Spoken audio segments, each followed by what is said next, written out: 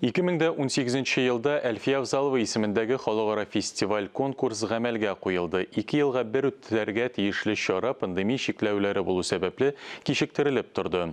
Шушы көннәрдә сайлап алу турлары лауреатларны бүләкләү һәм пирамиданың концертлар залында галла концерт узды. Конкурс таләпләре буенча номинацияләр берничә юнәлешкә бүленгән. Шулай ук видео язма җибәреп тә катнашу мөмкинлеге тудырылган иде.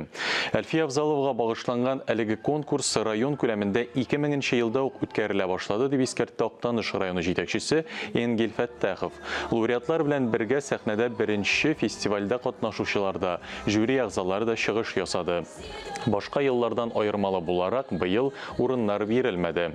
Гала концерт тәмамланыр алдыннан гран-при иясе игълан ителде.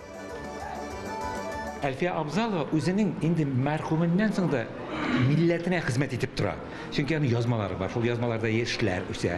Безнең яшьләребез шушы аның җырларын, татар җырын, татар шигъриятен, татар җыр сәнгатен пропагандалый. Әлфия апаның иҗатына басып.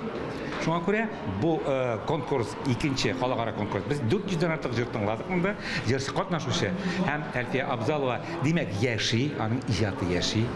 Һәм ул яшәсендә. Чөнки татар милләтенә Абзалова кирәк булган кебек, ул бүген дә кирәк. Үзе киткәннән соң да бигрәк кирәк.